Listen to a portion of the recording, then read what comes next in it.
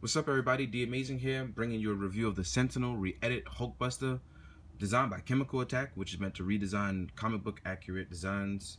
So basically, he took the Hulkbuster you've seen originally in the cartoon and comics from, I'm gonna say, the 90s, early 2000s, and he totally remodeled it. This one looks kind of sort of like a Thor Buster mixed with a Hulkbuster, but it was a later design used in the comics, Tony Stark, before he became director of S.H.I.E.L.D. That's a little bit of knowledge for you. So basically, it's just really nice. The proportions are a little different. It's not like your movie accurate Hulkbuster, which you got from SHF, soon to be coming from Mafex and Hot Toys and Comic Cave. This one is designed after the comics. So you have a nice modular design where the shoulder pads are independent of the arm, so they can rotate and swivel and go all the way around. So you have lots of articulation in places you didn't think you would. You can actually swing the arms forward. They have nice bicep. They have nice shoulder articulation. Sorry about that. You do actually have bicep swivel. You have hand and wrist swivel. And the really cool thing about the gauntlets is if you want to take them off, they're held together by magnets. So, you know, if you've ever watched Breaking Bad, you know, magnets, bitch. So there's a small placement for magnets. You just place on and voila. It's like that.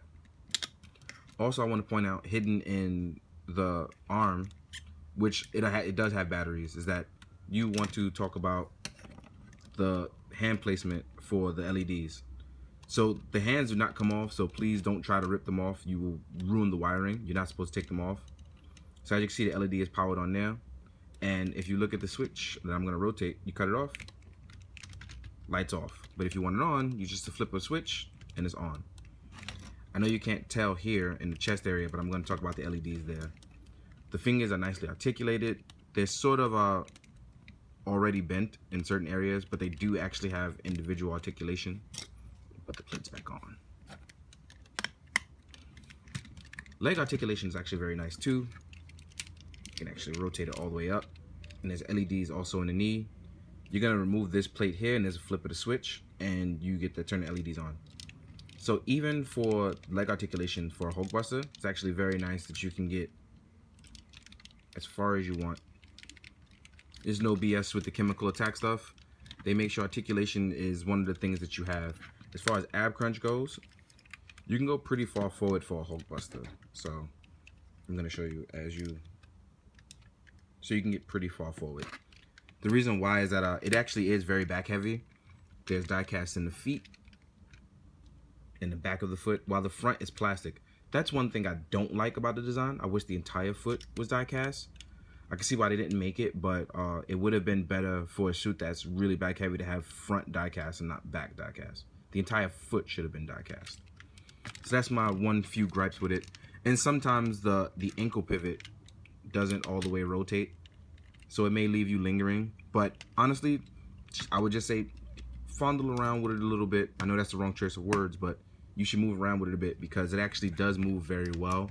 Mine's is very stiff in the beginning, which is why I didn't notice that it can actually move the entire way. I had some problems with articulation. In the back, there is another LED here. And there is, you open this switch here, and I'm gonna open it, the back plate.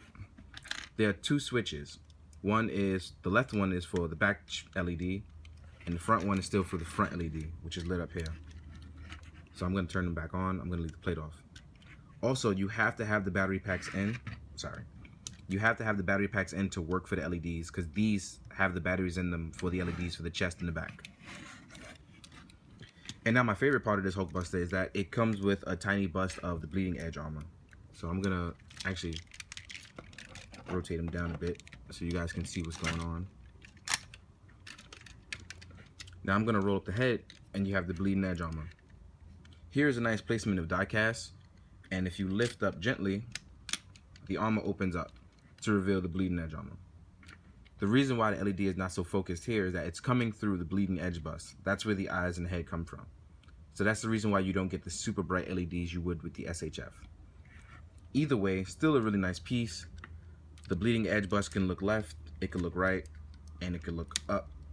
Just so that if you want to rotate your head for this armor, you can go left, you can go right.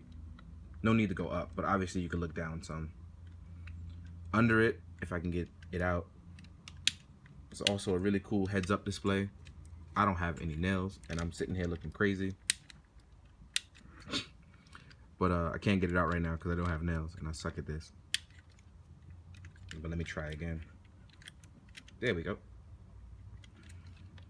Iron Man also comes with a cool heads-up display. Let me fix his head. So you can actually do scenes from schematics and fighting Bruce and things like that. You can still roll the head down with no issue. Also, there's 2 little latches. Make sure you don't rub against those too many times because you'll rub it out and it'll always fall down. So you place it back in gently, roll it back, and roll the head back down. And as you can see, there is still lights there. You can also push this in to prevent yourself from, messing up your bus. So there's a button here. So in case you can't get it in or something stuck down, you push it in, push up. Easy way of fixing your stuff. Now the main question that most people are going to ask me is, how does it compare to the SHF movie accurate Hulkbuster? Now I'm going to show you a size comparison right now between the Mark 45, the Sentinel, and the re-edit. And the SHF. So them just standing still, they're about the same height, but the Sentinel one will look a tad bit taller because of proportions designs.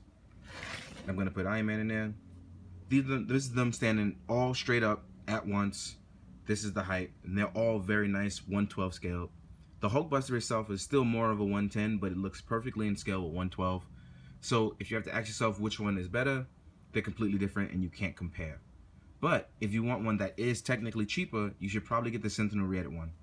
It's a nice brightly colored red. It has metallic in it, and you can see hints of spark and nice a mix of a metallic paint job they gave you on the legs and arms. It's a really nice piece. Honestly, it's almost perfect. My only gripe is that it doesn't have the die-cast feet in the front of the foot. Otherwise, it's damn near a perfect figure. It can do just about anything a normal SHF can do. It works well with SHF. It works well with Marvel Legends. It's an all-around excellent figure. It's pretty much perfect. Like I said, the only gripe is the die-cast feet. So if you want to go out and get this, I suggest you go out and get the Sentinel re-edit Iron Man. It's a great, great piece. I can't tell you how much I love it already. It works in so many different forms of ACBA and toy photography. It's going to be an excellent piece. I want Sentinel to just keep doing more. They've already done 5 pieces now. I can't wait to see what the next one is. I believe it's the Marvel Now Iron Man, which is black and gold. Can't wait. So as usual, guys, thank you so much. Like, subscribe, comment, all those cool things. I appreciate you guys bearing with me and not putting out enough content lately. So please and thank you. You guys have a great one. Thanks.